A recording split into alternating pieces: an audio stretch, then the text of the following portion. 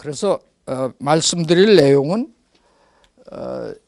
이제 악기의 기본이 되는, 특히 멜로디, 음고가 있는 악기는 높이가 있죠. 그래서 이제 음색, 음정, 화음, 조율, 특히 조율, 멜로디 악기, 음색은 뭐 타 악기에도 아주 적용이 되는, 그래서 악기로 들어가기 전에 음색, 음정, 화음, 조율을 하고,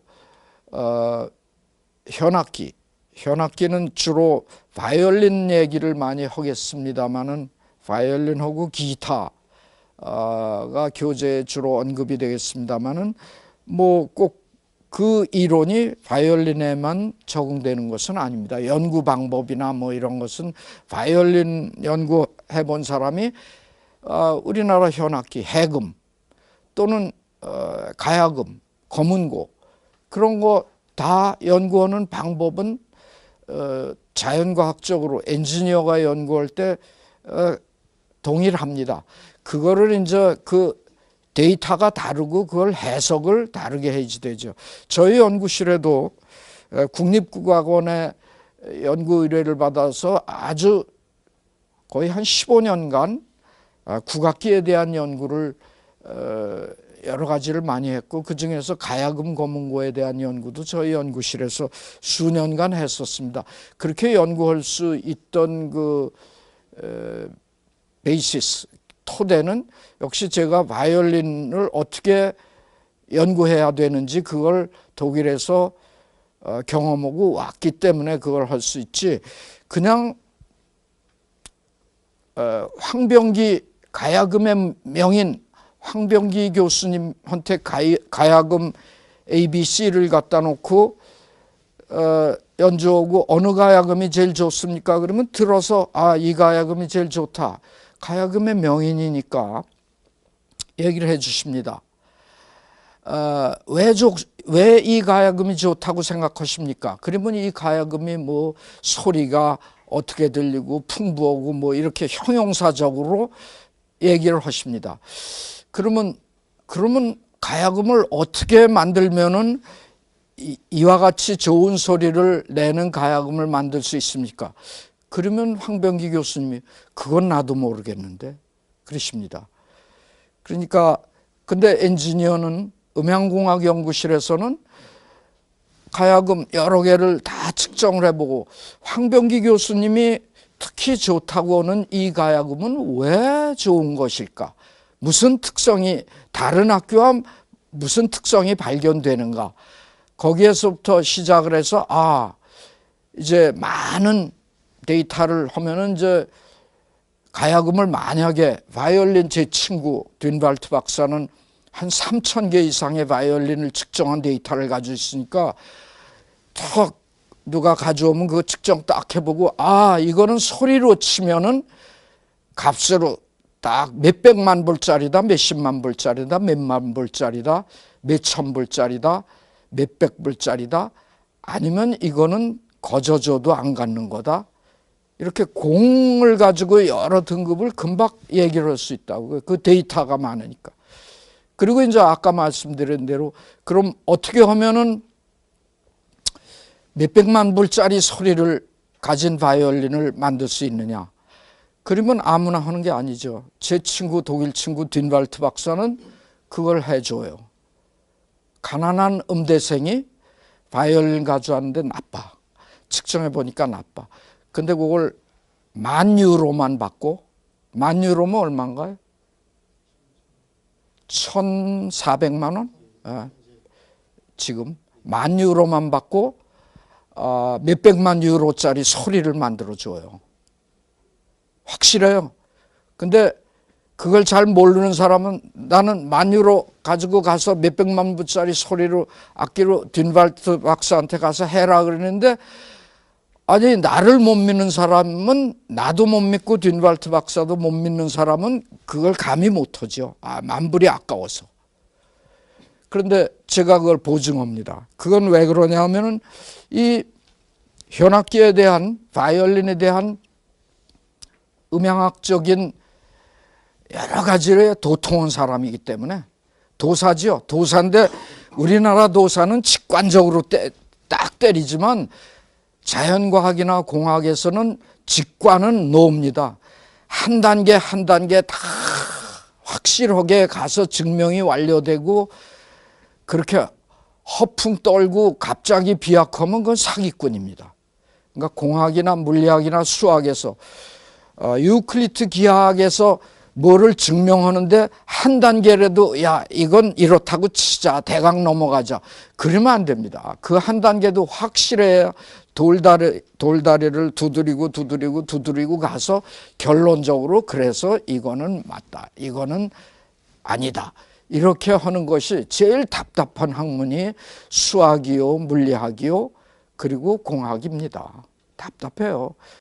현악기는 이제 그래서 바이올린과 기타만 나왔다고 해서 우리 검은고 가야금을 연구할 수 없느냐 하면 그건 아닙니다. 그런데 아까 말씀드린 대로 제가 검은고 가야금을 우리 연구실에서 했습니다마는 아직 독일의 듄발트 박사가 바이올린에 대해서 높은 경지에 있는 수준만큼 제가 검은고 가야금에 올라와 있지 않습니다.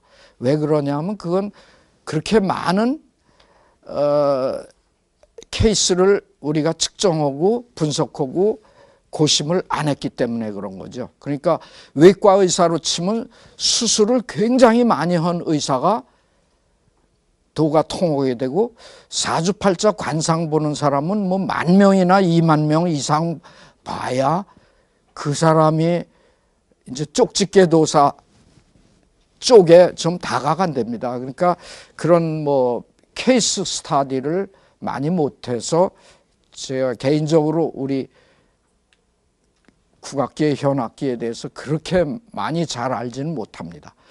그 다음에 목관악기는 이제 뭐 플루트, 클라리넷, 오보에, 바순 이런 역시 서양 악기, 목관악기를 다루게 되겠는데 우리나라의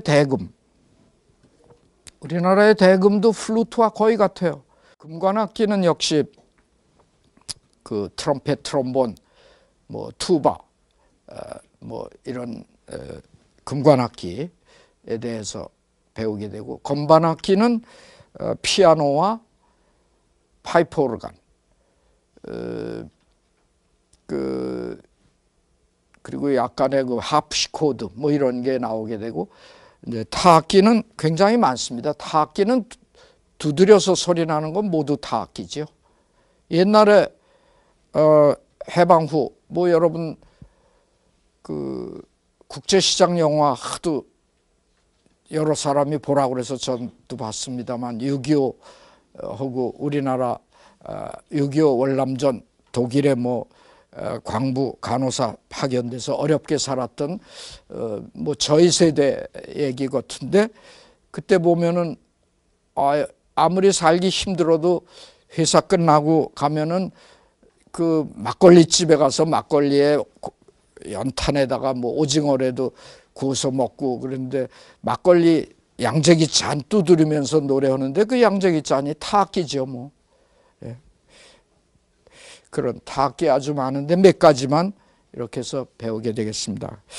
그런데 지금 이 악기의 분류는 그 일반적인 분류라고 얘기합니다. 일반적 또는 세속적 또는 통상적 분류라고 합니다. 그러면 그거에 반해서 음악학자들이 분류해 놓은 체계가 또 좀 다른 게 있긴 합니다. 그걸 저는 현악적 분류라고 그러는데 제가 칠판에다 쓰겠습니다. 저기 있는 바와 같이 1914년에 독일의 음악학자입니다. 혼보스텔이라는 음악학자가 있었는데 그 사람이 자기하고 같이 연구하던 작스하고 같이 악기를 분류하는 시스템을 이렇게 체는 몸체자입니다. 그러니까 뭐 대부분의 타악기가 체명악기죠. 두드려서 이디오폰. 박명악기는 박막, 얇은 붓가죽이라는 이거 한자로 써야지 좀 뜻이 되는데 박막이라는 박막이 울려서 악기가 된다. 그래서 멤브라노폰.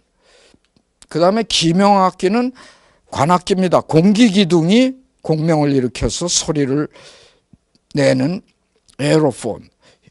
현명악기는 줄이 진동을 해서 그걸 증폭시켜서 악기로 만드니까 코르도폰. 이 네 가지만 작스 혼보스텔이 얘기를 했고, 그 후에 이제 전명악기는 전기악기, 전자악기. 피아노도 전기 피아노가 있고 전자 피아노가 있죠. 전기 피아노는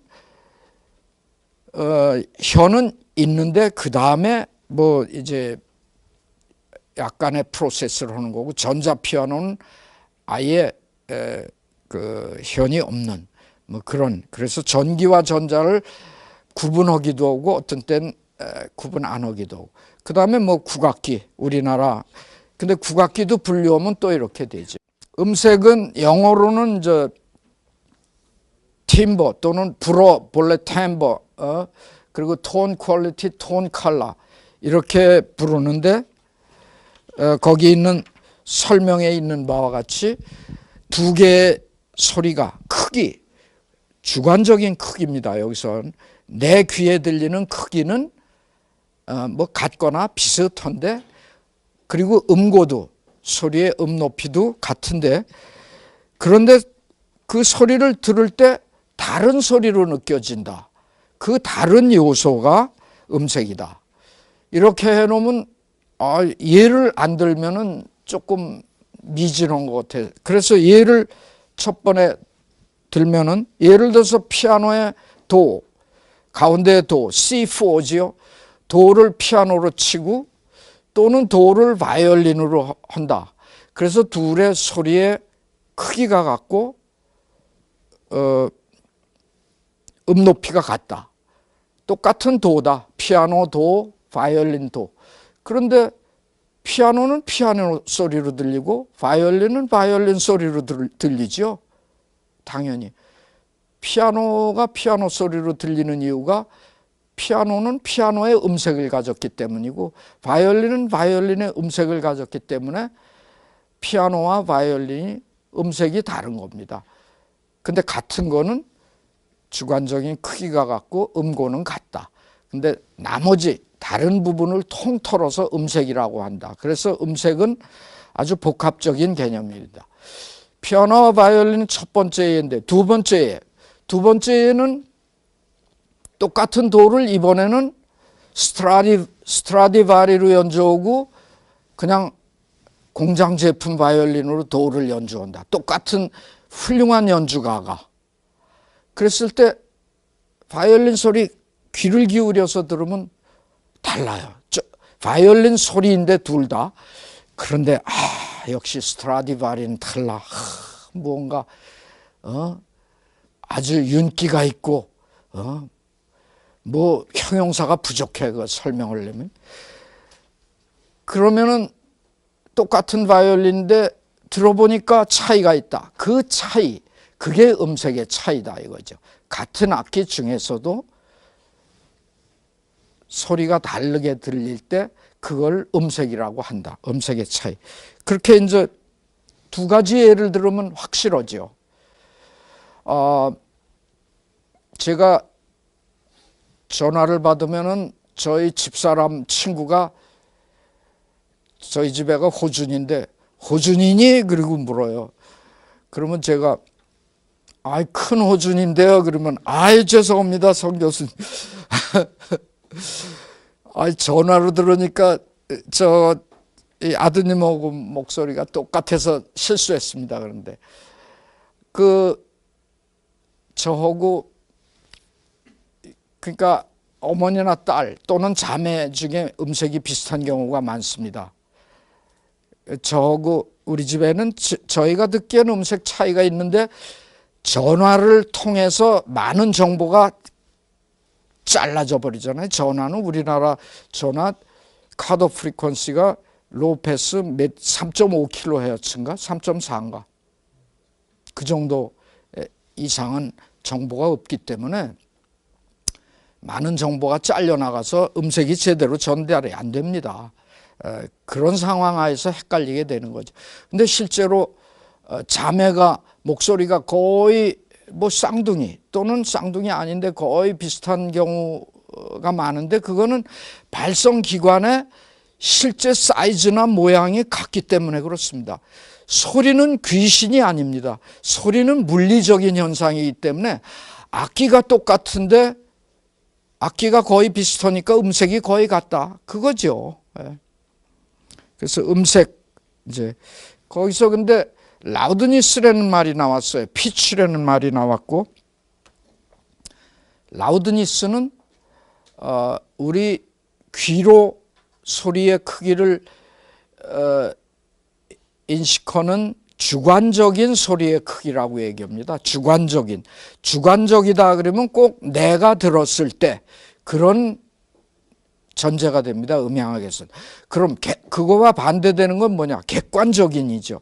객관적인은 누가 들어봐도 이런 거, 또는 인간이 아니고 마이크로폰으로 기록했을 때 그게 객관적입니다. 기계로 측정했을 때 그게 객관적입니다. 주관적은 기계가 아니라 내가 내 감각 가지고 들어봤을 때 그게 주관적입니다. 그래서 주관적인 소리의 크기를 라우드니스라고, 그리고 라우드니스의 단위는 존입니다. 존.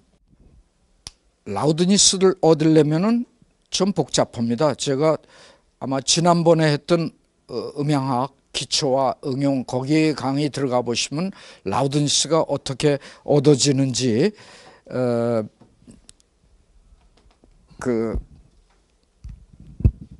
설명이 돼 있을 텐데, 라우드니스를 하나의 숫자로, 소리의 크기를 숫자의 크기로 해서 몇 존이다 그렇게 되는데, 간단히 그냥 설명만 드리면 이제 마이크로폰으로 해서 기계로 측정하면 사운드 프레셔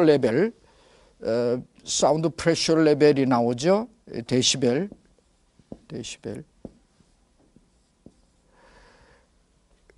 근데 거기서 이퀄 라우드니스 레벨로 해서 주파수에 따른 저거 폰으로 표시되는 사운드 프레셔 레벨에서 폰 단위로 바뀌고, 이 폰 단위가 다시 손 단위로. 그래서 이 손을 구하는 것은 그렇게 간단치는 않습니다만은, 어떻든 대략 같은 1kHz에서는, 여기 1kHz에서는 10dB 증가하면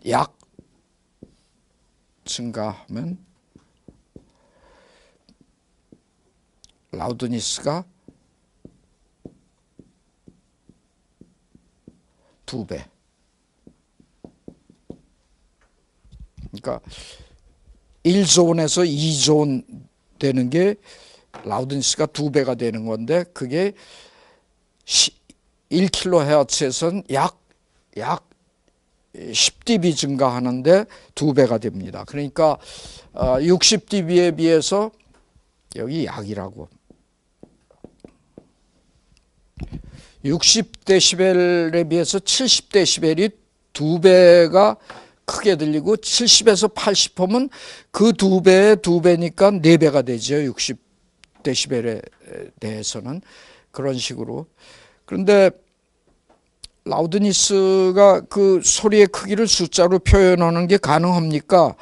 저도 그런 의문을 가졌었는데, 그 독일의 츠비커 교수라고, 뭐 나중에 또 그분 이름이 나올 텐데, 그분이 독일 음향학회에서 소리를 진짜 들려주고, 앞에 소리를 들려주고 뒤에 거를 2개 또는 3개 들려주고 1, 2, 3번 중에서 몇 번이 2배가 크다고 생각하느냐고 손들게 하니까 거의 95% 정도 저걸 따라가더라고요. 그러니까 라우드니스는 그 주관적인 소리의 크기고, 그 다음에 피치라는 말이 나오는데,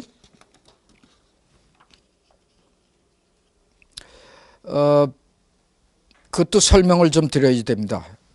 이거 강의를 그냥 빨리빨리 휙휙 지나가면 이거 뭐 금방 할 수도 있습니다. 근데 그렇게 하면은 그냥 생선의 앙상한 뼈만 가져가시는 거죠. 여기저기 붙어있는 살, 지느러미, 껍질 뭐 이런 것까지 다 음미하시려면은 여기 그래서 이제 강의가 필요한 겁니다.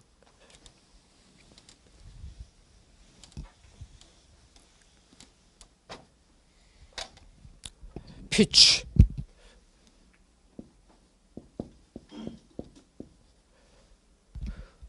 음향학에서 피치의 의미가 네 가지가 있습니다. 물론 기계공학에서는 나사 이거 피치 또 그러니까 기계공학으로 가면 다 전혀 다른데 음향학에 관한 한 첫 번째 음성의 기본 주파수.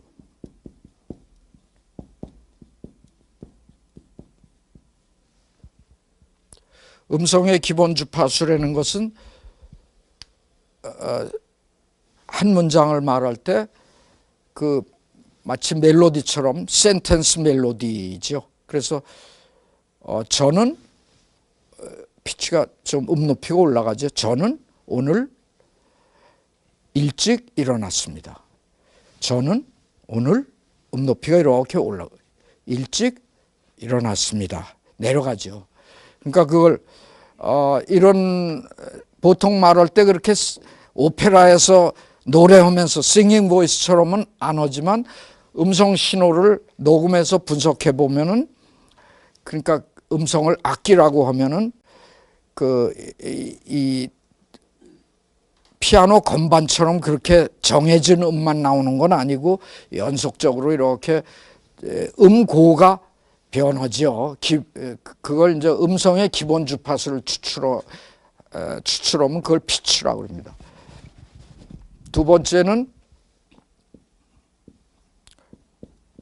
주관적인 음고. 내가 들었을 때의 높이. 그러면 객관적인 음고는 뭐냐? 객관적인 음고는 튜닝 스코프 제가 가져온 데 있다가 관심 있으신 분들한테는 뭐 끝나고 나서 또 같이 조율 관련해서 그걸 뭐 일종의 실습 비슷하게 뭐 할 수 있는데 수치로 측정한 펀더멘탈 프리퀀시의 주파수가 객관적인 음고입니다. 그러니까 주관적인 음고에 대응되는 건 객관적 음고인데 이것은 측정된 F1 지금 아직은 F1이 뭔지는 그냥 넘어가십시오. 그 기본 주파수 측정된 기계로 측정된 F1 이거에서 나오죠. 객관적 음고. 주관적인 음고는 기계 필요 없고 내가 귀로 들어서 이건 높다 낮다 뭐 음치인데 음고를 전혀 앞에 도미 그거를 주고 뒤에 게 높으냐 앞에 게 높으냐 그러면 그것도 못 맞추는 사람이 있어요 사실. 근데 뭐 음악과 관련되지 않은 생활하면 아무 관계 없어요. 그런 분 사업에 성공하실 수 있고 뭐 그런 분이 스피커 수입업체 하셔도 아무 상관없어요. 자기가 그 감각적으로 그걸 뭐 꼭 잘해야 하는 건 아닙니다. 네. 그 주관적인 음고는 들었을 때 그 느끼는 높이. 그 다음에서는 세 번째는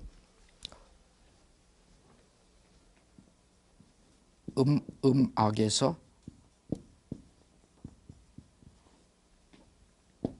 음고. 네 번째는 표준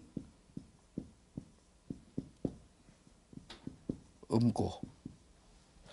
이렇게 음양학에서 피치라는 단어가 4가지로 쓰입니다. 근데 이 주관적인 음고의 단위는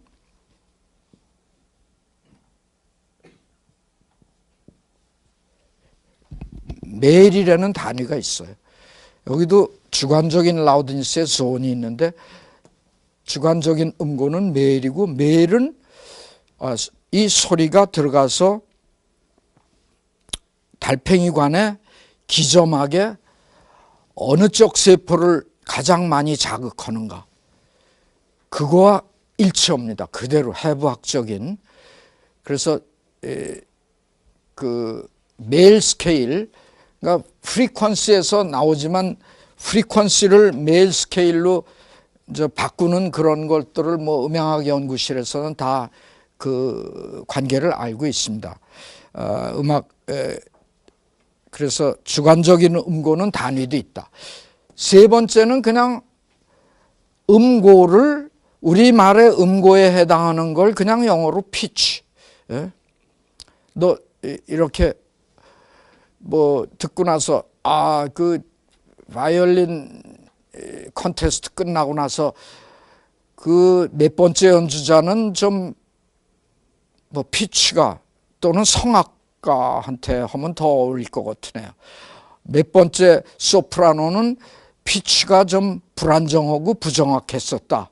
그게 이제 음고가 정확하게 맞지 않고 한 음이 지속될 때 음고가 뭐 떨어진다든가 이런 식으로 그냥 일반적으로 음악에서의 음고. 네 번째는 표준 음고는 뭐냐면 오늘 지휘자가 왔는데 우리 교향악단에 카라얀이 왔는데 카라얀은 남보다 돋보이기를 좋아하는, 그래서 표준 음고 A4를 440Hz로 하지 않고 442, 443 막 이렇게 올려서 튜닝을 하라고 그래요.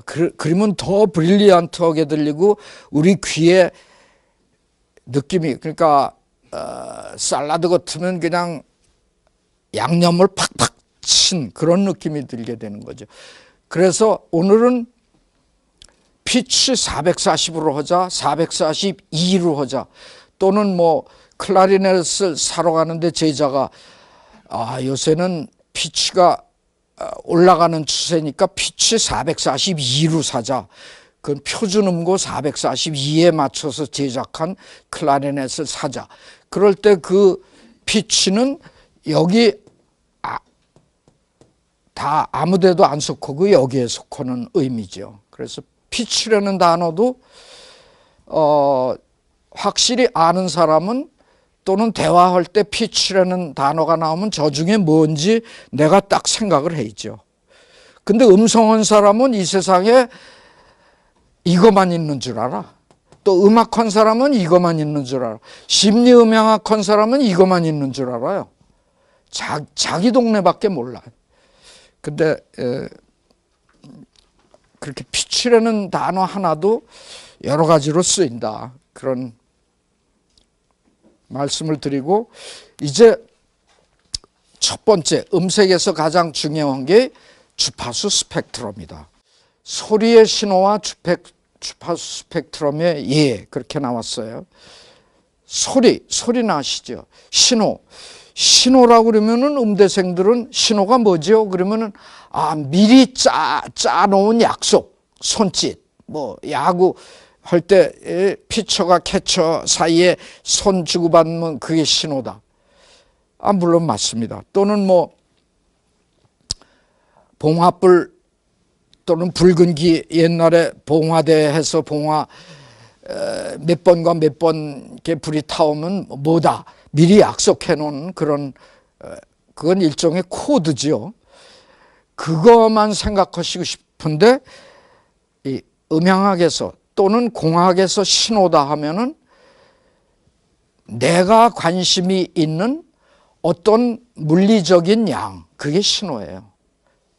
내가 관심이 있는. 그래서 신호 중에 예를 들면 도자기를 굽는데 전기로를 하나 샀어요. 그 안에 온도계가 있어요.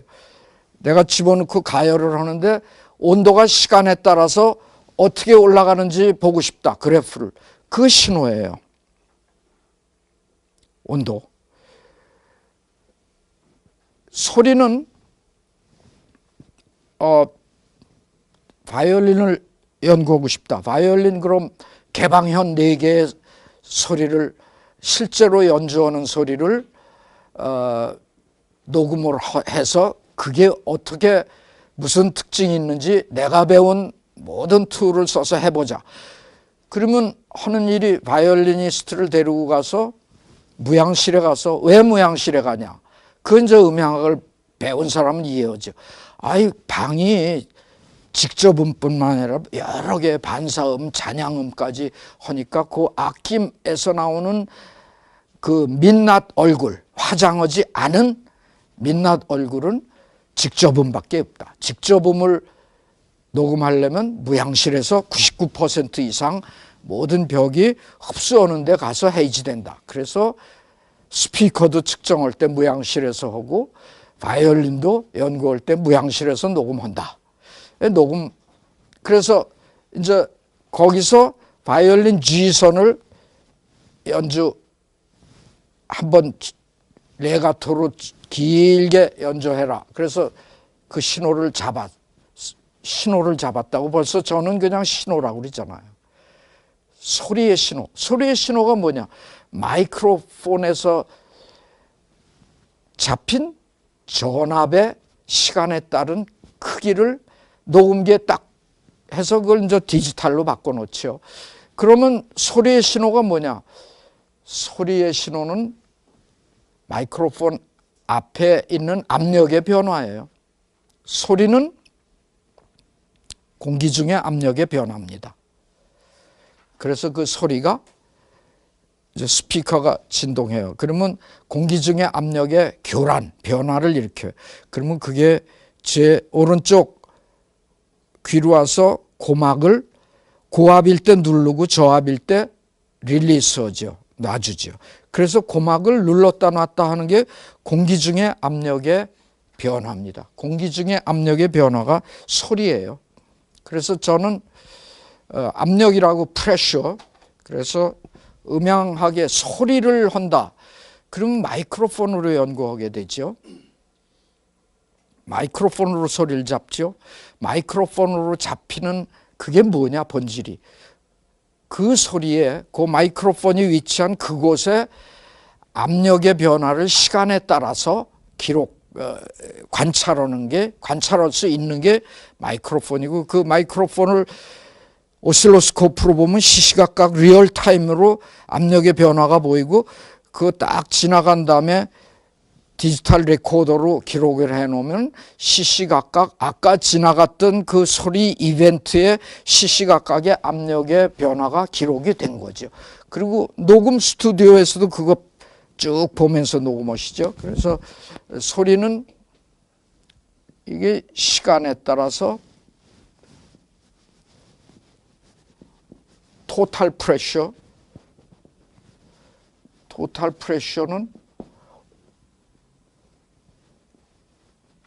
오늘의 대기압 1기압이면 1013 헥토파스칼.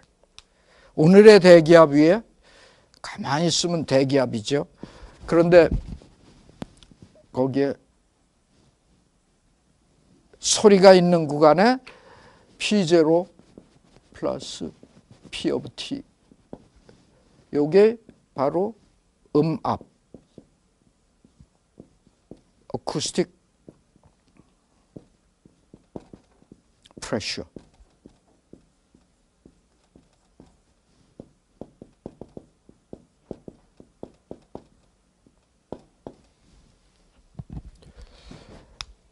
완벽한 센서가 있다고 합시다.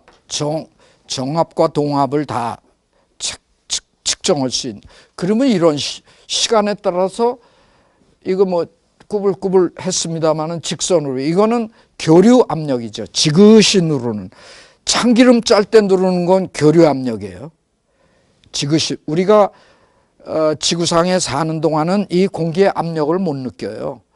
그런데 물속에 들어가면 수압을 느껴요. 그건 공기의 압력에는 우리가 익숙해져서 압력을 못 느끼는데 물속으로 들어가면 기압 플러스 수압이 더 압력이 이게 더 늘어나기 때문에 압력을 느끼는 거예요. 이건 정압, 그러니까 교류 압력이고, 이건 시간에 따라서 변하는, 이건 직류 압력이고, 이건 교류 압력이죠. 시간에 따라서 변하는 부분. 그게 음향학에서 어쿠스틱 프레셔라고. 근데 일본 사람들이 어쿠스틱 프레셔를 소리, 사운드 프레셔라고, 어쿠스틱 프레셔 또는 사운드 프레셔. 그래서 압이라고 그랬는데, 프레셔.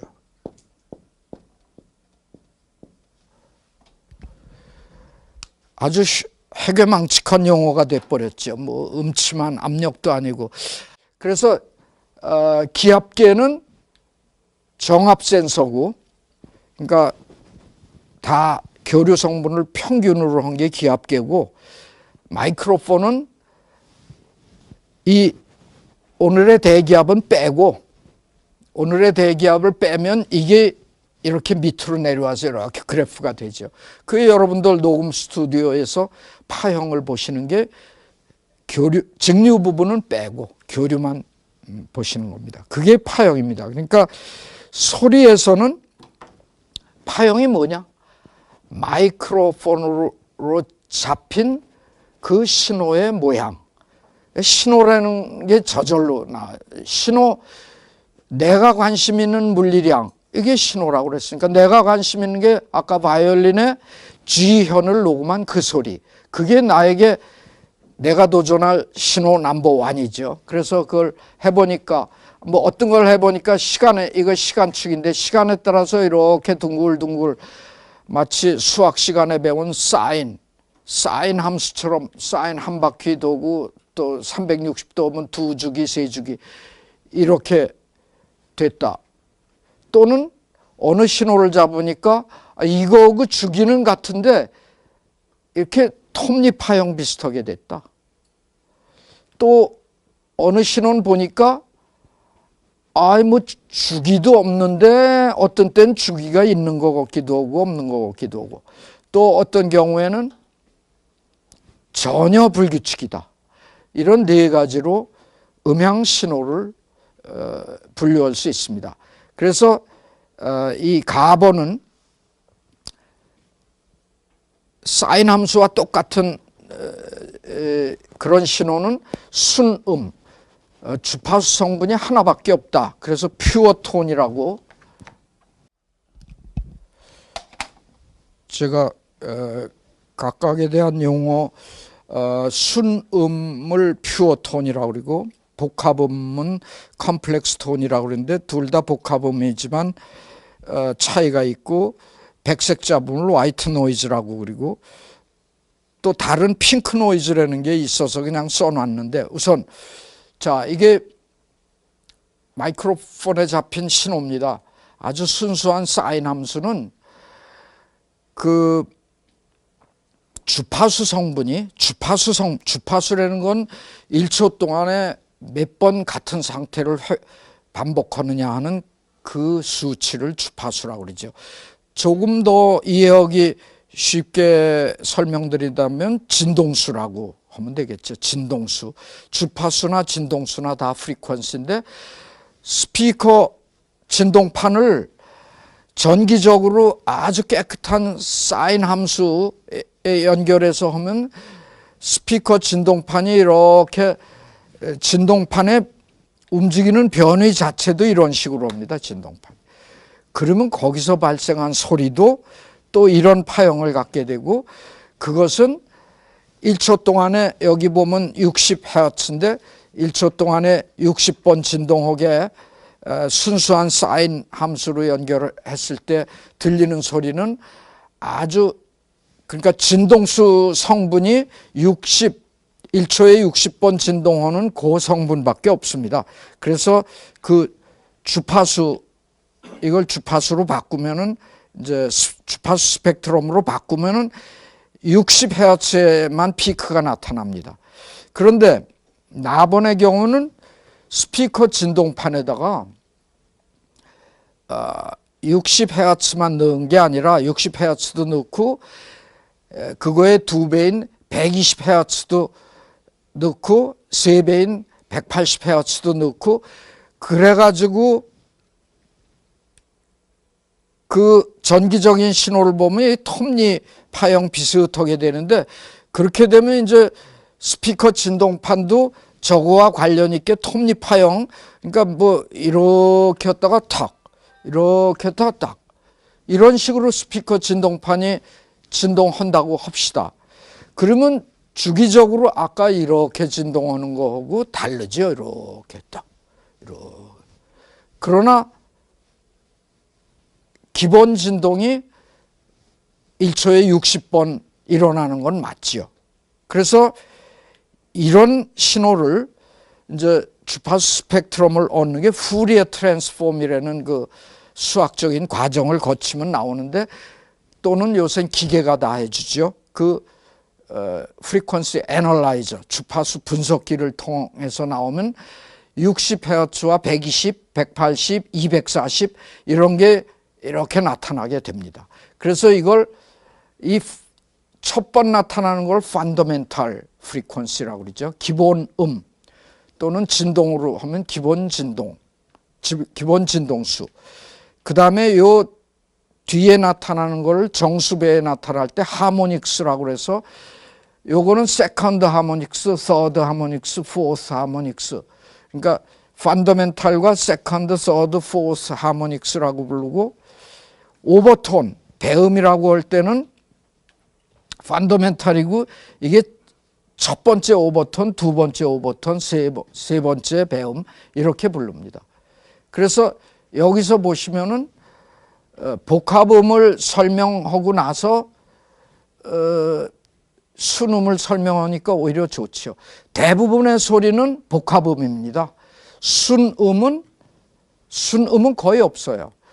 소리곱새를 땅 때리고 조금 시간이 지난 다음에 들으면 퓨어톤에 가까워요. 그리고 목관악기, 오보에나 클라리넷을 아주 작게 불면은 퓨어톤에 가까워요. 그리고 파이프 오르간 중에 나무로 만든 파이프를 한쪽을 막은 걸 또 작게 연주하면 퓨어톤에 가까워요. 근데 엔지니어들은 퓨어톤을 쉽게 만들죠. 좋은 스피커 갖다 펑션 제너레이터 딱 해서 오디오 앰프 연결하면 진짜 퓨어톤입니다. 그 음악하는 사람들은 퓨어톤을 싫어해요. 기계음이라고 그래요. 삑 하고 뭐. 그 실제 다행스럽게도 실제 퓨어톤이 거의 없습니다. 그 다음에 세 번째는 컴플렉스 톤인데 이거는 그 주파수의 컴포넌트들 기계로 이제 분석을 해보니까 60도 있지만 뭐 90도 있고 124 뭐 해가지고 이게 정수배가 아니야. 이 펀더멘탈에. 이 특별히 타악기 그러니까 심벌즈나 우리나라로 치면 꽹과리 또는 팀파니, 장구 이런 소리가 컴플렉스 톤입니다. 이 경우에는 음고를 느낄 수도 있고 음고를 못 찾아낼 수도 있습니다. 그래서 세모입니다. 여기서 음고가 yes 한 거는 음고는 기본음, 펀더멘탈 프리퀀시의 로그 함수에 거의 비례하기 때문에 음고가 여긴 있어요. 음고가 여기선 이거고 여기선 이것 때문에 음고가 인식이 되죠. 여기서는 이거가 정수배가 아니기 때문에 이거 가지고 음고라고 할 수 없어요. 우리 뇌가 이것 때문만은 아니고 이거와 이거 사이의 간격도 다 봐요. 그래서 간격이 정수배 그런 맞다 이게 확실히 음고다. 뇌가 굉장히 고차적인 신호 처리를 하죠. 이거는 화이트 노이즈는 모든 주파수 성분이 다 있는 겁니다. 그래서 화이트 노이즈라고 그러는데 왜 화이트라고 그랬냐 하면은 빛의 삼원색 빨강, 파랑, 초록이죠. 이 조명에서는 빨강, 파랑, 노랑이 아니고 빛의 삼원색 빨강, 파랑, 초록을 합치면은 모든 빛을 합치거나 삼원색을 합치면은 백색이 되죠. 그래서 거기서 따와서 화이트 노이즈라고 그랬는데 이거와 관련해서 그러니까 조명공학에서는 3원색을 등 3개를 그 인텐시티를 조절해서 모든 색깔을 다 만들 수 있죠. 근데 소리는 3원 음이라는 게 없습니다. 3원 굉장히 1대1로 대응이 거기도 광학에서 모든 주파수 성분을 다 합치면 백색이 되는 거고 이 음향학에서는 모든 주파수 성분의 소리를 다 합치면은 화이트 노이즈가 되는 건 똑같은데 소리에선 3원 음이 없습니다. 그래서 더 좀 어려운지도 모르죠. 화이트 노이즈는 여러분 TV 보시다가 그냥 모르고 잠들었는데 방송은 끝나서 거기서 칙 하고 나올 때 그게 화이트 노이즈입니다. 칙 소리. 근데 핑크 노이즈는 화이트 노이즈가 아니고 낮은 주파수 성분은 F, S of F.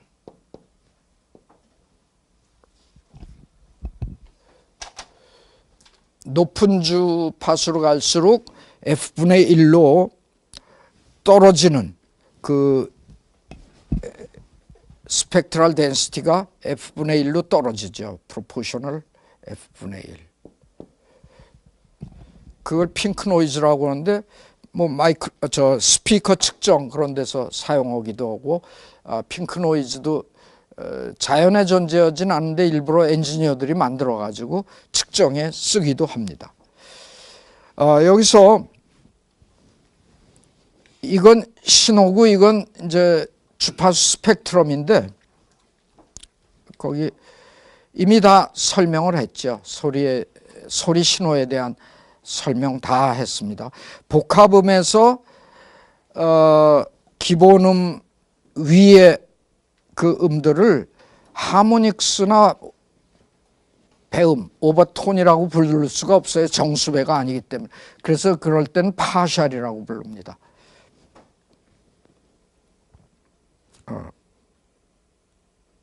그 다음에 기본적인 용어 제가 다 설명드렸죠.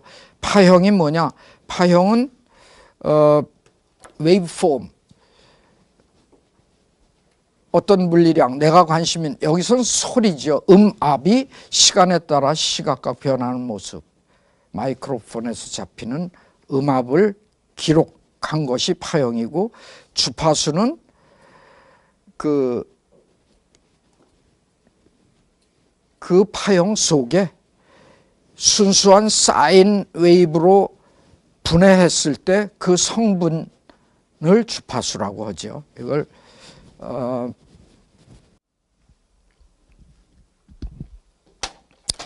여기 몇 가지를 그려놨습니다만은 신호, 시그널, small s of t를 주파수 성분 또는 주파수 스펙트럼을 구하려면은 이걸 이쪽 방향으로 가져가야지 되는데 그걸 푸리에 트랜스폼이라고 하는 수학적인 계산을 통해서 또는 기계가 해줍니다. 그게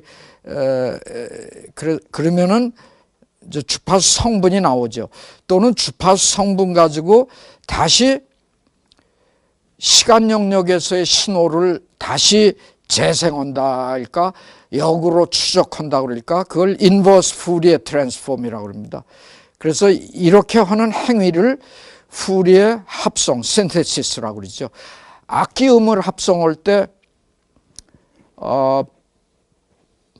뭐 피아노의 어느 음을 분석해요. 그러니까 기본음이 얼마고 배음들이 성분 B가 얼마 있다. 그러면 기본음의 그 주파수 펑션 제너레이터, 그 다음에 각 배음의 주파수 성분을 다 컴퓨터가 계산해서 합해서 그거를 합성하면 그러면 이제 시간 영역에 신호가 생기죠. 악기음이. 그래서 악기음 합성해서 이런 그 부분음을 모두 합해서 그 합성하는 그런 방법이 있습니다. 그 푸리에라는 사람은 그래서 여기 하나의 예로 그냥 시간 영역에서 꽤 어떻게 불규칙적인 그런 신호를 하나 이렇게 뭐 길에서 잡힌 신호일 수도 있고 교통소음의 일부분일 수도 있습니다. 그걸 주파수 분석해 보니까 이런 연속음이 되고 아주 퓨어톤, 소리굽새 소리가 했다. 그러면 소리굽새 소리가 여기 주파수 성분 하나만 딱 나타난다. 그래서 여기서 우리는 늘 음향학에서는 신호는 시간 영역에서 시간의 함수입니다. 그걸 푸리에 트랜스폼하면 주파수 성분이 나오게 되는 거죠. 그래서 여기를 왔다 갔다 어느 신호 처리를 할 때 어떤 때는 시간 영역에서 관측하고 특성을 아는 게 좋을 때가 있고 어떤 때는 주파수 영역에서 하는 게 좋고 또 왔다 갔다 하면서 양쪽 다 거기서 정보를 얻을 수도 있고 그렇습니다.